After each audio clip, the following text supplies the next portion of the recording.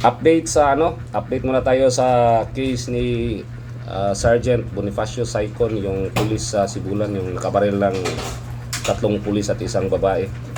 Ngayon, papunta na siya sa Provincial Prosecutor ng Dumaguete for inquest proceedings.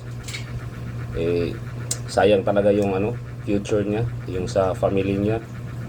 For sure, may family yun. And also sa sa 3 pulis talaga, yung asawang naiwan doon, mga anak, and yung future nila sa career nila as a member of the PNP.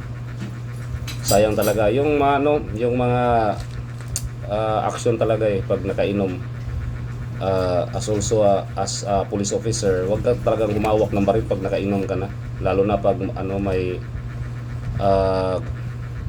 counting hindi pagkaintindihan, kasi it will be the fire that will burn you sa senaryo na ganyan.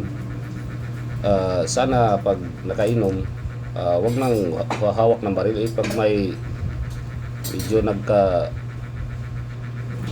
paano ba yun sabihin, medyo nagkainita na, dapat umalis ka na lang.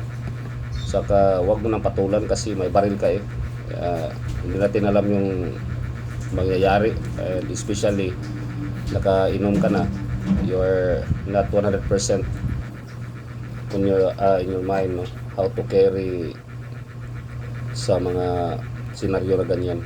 And sayang kahit na remorse siya, wala na, hindi na yun mababalik. Yun na yun. Saka ang family doon, for sure hindi yun na-atras sa kaso. Yun na talaga yung ending ni Sergeant Saicon. Sa presuhan na yun papunta. Wala na daw atrasan. Sa kanya na lang for proper proceedings, ganyan talaga, court nang mag-decide. Until now, he is still a suspect, but in the near future, wala, convicted yun. Wala na yung depensa 4 na tao yung binawian niya ng buhay. Kahit na anong klaseng depensa ang gagawin niya, wala talaga yun. To all PNP personnel or kahit sino yung sa military or sino yung may baril, huwag nyo talagang galawin yan pag nakainom kayo, kasi it will cost so much distraction on the part of the owner and also the other people. If mainit yun talaga yung ulo mo, huwag kang humawak ng baril. Saka huwag ka nang uminom at saka magdala ng baril kung ganyan, kung mainit yung ulo mo.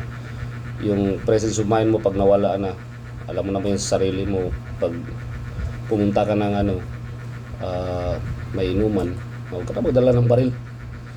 Kasi di mo kayang kontrolin yung sarili mo, tapos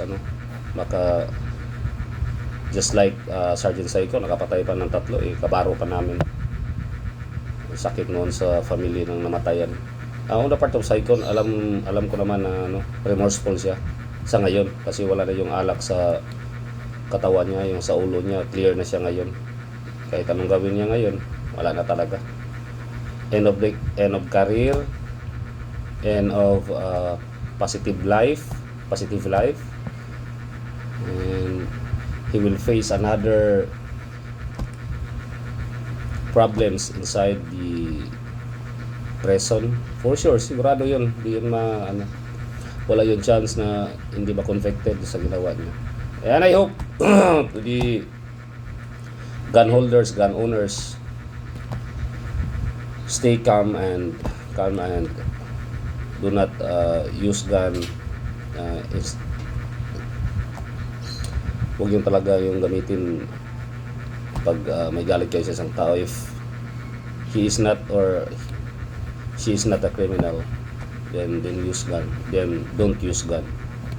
Yun lang. And for another update soon for Sergeant Saicon, ako naman nasasaktan din sa pangyayari kasi I'm wearing same uniform with them, Saicon and the 3 officers, and also yung babae, alam ko Purso yung family noon. So I will not say good luck to Sergeant Saicon. I hope na makayanan niyo yun sa sa prisuhan, yung mararanasan niya.